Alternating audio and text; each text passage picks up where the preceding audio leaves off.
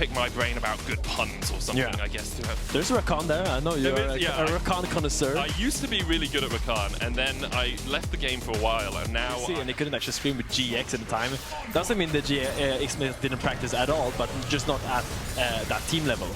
Isma already ganking mid lane, forcing Czajek to flash away. Jackies was coming in with into Lyncas' face here. It's all as lonesome. Lyncas doesn't quite get that small frog. Can start to walk away from it, but there's the Impale as well. But with the Weaver's Wall coming in, immediately is a 2v1. Lyncas puts up the shield, trying to survive. Will flash back into the bush. Czajek with a great Emperor's Divide keeps Lyncas alive. That Pantheon as well. You can see no cams up for Lyncas on the bottom side of the map. Nisqy's looking towards mid here. Jackie's with no mana as well. Can't put down the Unraveled Earth. And Jackie's realizes he is done for. Flashes across the wall. Actually might be able to get away. I spoke a little bit too eagerly, but with the Grand Starfall coming in, Jackie's is just delaying the inevitable. A spear from Lyncas finds the heart of Jackie's. Isma going for the gank in the top lane as well as Nako flashes away. Isma will get it with the aftershock proc in the end, a 1-for-1. And who knows how to gank mid lane better than a mid laner himself yesterday, but the question is, can Isma do something here? Can he steal? Jun just ticked over to level 6. They were waiting for that down towards the bottom side. Lyncas will get the smite.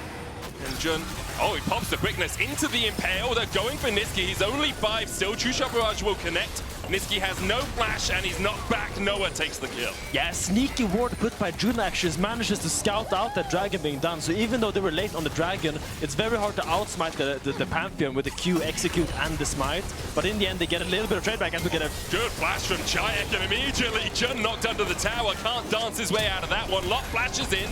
Grandmaster's Might, the ultimate popped as well as he tries to kill off Nako underneath the tower, looking for that Empower. Does he have enough? He does. Lot with a solo kill.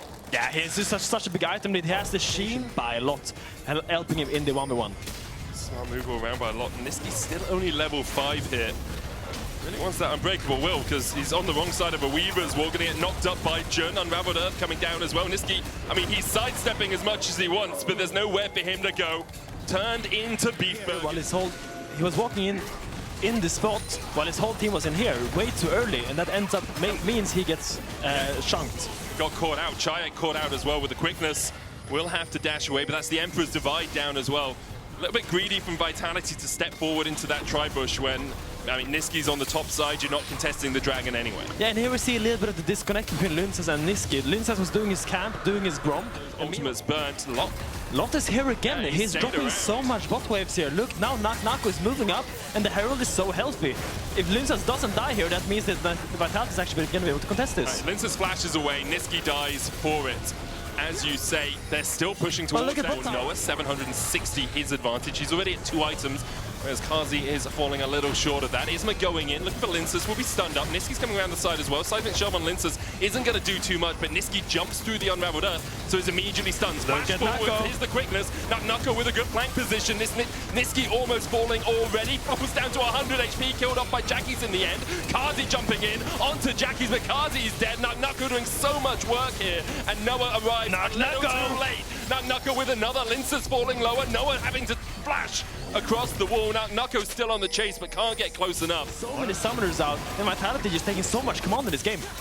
They are. They're going to be able to take the Atakan as well, as GIANTX do get a mid lane tower for their troubles. The big advantage really is for Czajek. You can see 1.2k ahead around the bot side right now. You can see GIANTX are looking to try and take this tier 1. Weaver's Wall out, still stunned though as Lyncas looks for the chase. Nisqy on the wrong side of the wall can hex flash over, but Carzzy's been caught out and the blast cone knocks it back. No flash for him. The Impale will spell his doom. Czajek TPing in as Nisqy now has a flank of his own. Noah trying to do everything he can, but Nako puts him in his place. Isma short to follow. It's Nako. And look at this Gnar. He's doing so much for Vitality despite being shot, and he's doing so much to keep this Vitality in these fights. You see Lot just trying to get something on the side lane. Should be able to kill off this tower. Now Nako is in a bit of a precarious spot. Could jump the wall here. Jun is spotted on vision. You can see actually Lyncas on his way across as well. There's the quickness. They're going to try and kill off Nako quickly enough, but they just don't have the damage. And now Jun is a mile away from Lot. He's kiting so well, and with the stun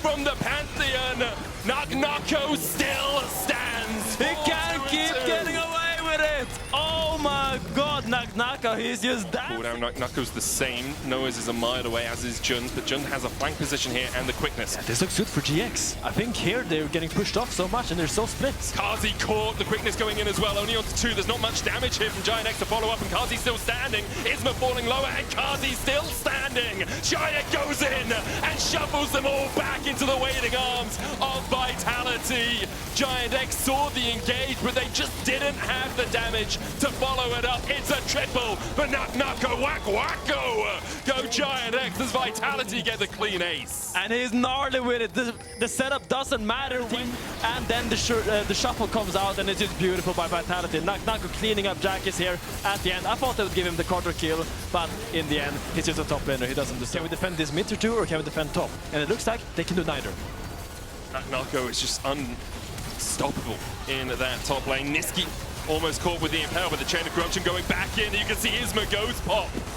No longer the tanky Skarner he once was. Nako gets to keep pushing, and now GIANTX are trying to defend in a 4v5. And Czajek is so cheeky with it. He's playing the mind games with Isma. He walked up and hit the tower, but crucially, he had the soldier behind him, knowing that if Isma went for the flash engage, he could always just dash out to it and get to safety. Really baiting Isma in there. Really well played by Czajek, getting into Isma's head. Nako's spacing as well, jumping away from the counter-strike and from the grand entrance from Jun.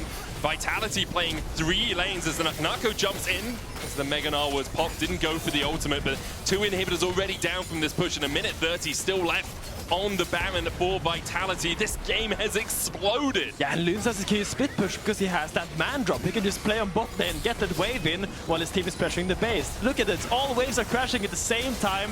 Flawless execution by Vitality with this, trying to crack up this base. Nako, they're on you. Yeah, at some point GIANTX have to deal with the problem that's Nako. They tried to do so, he just walks away. Vitality now have 3 waves pushing in at the same time. Quickness coming out into the grand entrance. Nako's still standing through it all and beginning to win out on the 1v3. The Nexus open, Vitality off to a storming start on the back of Nako. What a great game to watch, actually. And I really enjoyed seeing Nisqy's early game, how he tried to integrate himself onto the map.